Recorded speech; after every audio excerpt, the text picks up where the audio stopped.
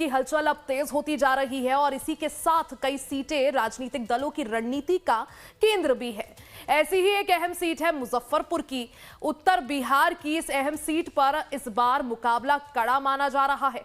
ये मुजफ्फरपुर लोकसभा क्षेत्र का हिस्सा है और अक्सर इसे राजनीतिक मूड का बैरोमीटर भी कहा जाता है। यहां के मतदाताओं की पहली प्राथमिकता इस बार साफ है, स्मार्ट सिटी की सुविधाएं और बुनियादी ढांचे का विकास। एक रिपोर्ट।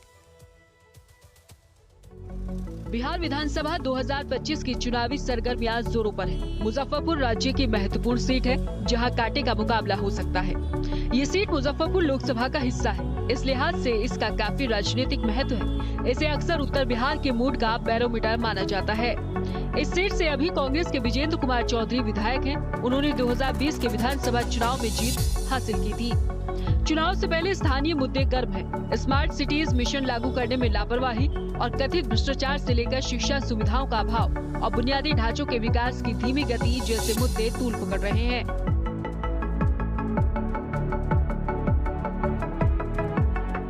चुनाव में हम लोग यही देख रहे हैं, स्मार्ट सिटी का घोषणा तो आज से 10 वर्ष पूर्व हो चुका था और ये लागू हुआ है पिछले 3-4 सालों से।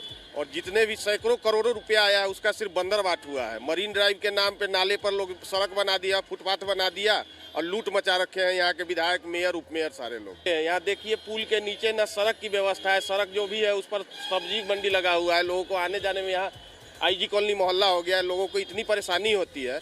कोई स्मार्ट सिटी का व्यवस्था नहीं। अगर ये फुटकर दुकानदार का व्यवस्था नगर निगम करके नहीं देगा तो ये कहाँ जाएंगे बेचारे। ये तो नगर निगम को करना है। स्मार्ट सिटी में तो वही आता है ना कि हर चीज स्मार्ट तरीके से हो। जैसे स्मार्ट सिटी का घोषणा हुआ तब से अब तक तो कोई काम हम लोग देख नहीं रहे हैं। धरातल पर कोई काम वर्क इसका है नहीं।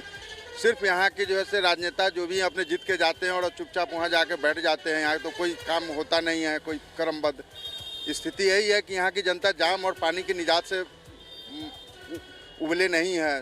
पानी लगी रहती है, शहर में बारिश थोड़ी होती है पूरी पानी लग जाती है। यदि स्मार्ट सिटी होता तो इतना विकास की ओर आदमी बढ़ता, लेकिन जो दशा उसमें विकास की ओर लोग नहीं जा रहा है। विकास का देखा जाए तो जितना अन्य जो राज्य का जो कॉलेज या यूनिवर्सिटी डेवलप किया उतना यहाँ डेवलप नहीं हुआ था।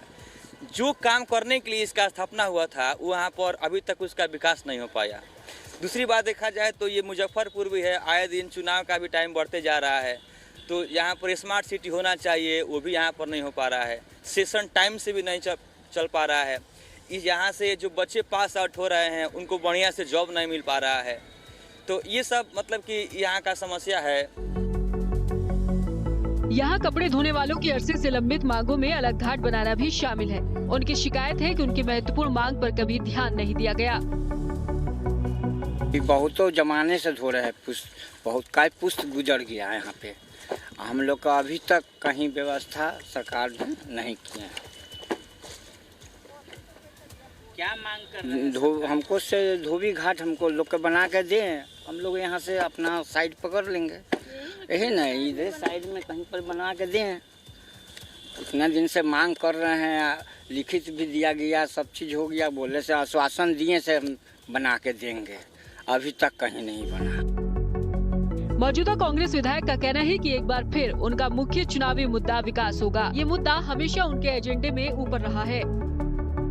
हमारा क्षेत्र जो है मुजफ्फरपुर उत्तर बिहार की राजधानी है और यहाँ विकास में काफ़ी पिछड़ा क्षेत्र रहा है। तो हमारा चुनाव जो होता है वो लोकल मुद्दे पर होता है और विकास के नाम पर होता है।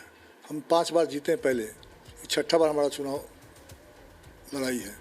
तो हमारा लोकल मुद्दा विकास है। जो जिन क्षेत्रों में विकास नहीं हुआ है, चाहे एम्स का मामला हो, चाहे कल कारखाने का मामला हो, चाहे अन्य क्षेत्र में कोई विकास का मामला हो, हम उन मुद्दों को रखते हैं।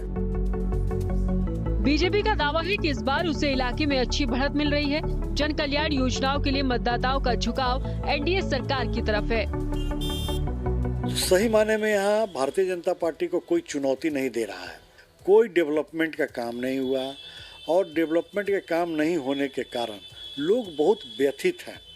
तो भारतीय जनता पार्टी पिछली बार थोड़ी सी चूक से चुनाव हार गई थी।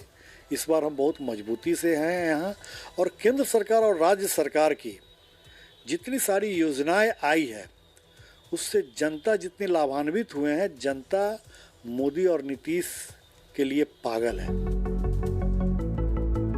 चुनाव में 1 महीने से भी कम का वक्त बचा है। मुजफ्फरपुर में स्मार्ट सिटी और बुनियादी सुविधाओं का विकास प्रमुख चुनावी मुद्दे हो सकते हैं। बिहार विधानसभा की 243 सीट के लिए 6 नवंबर और 11 नवंबर को वोट डाले जाएंगे। वोटों की गिनती 14 नवंबर को होगी।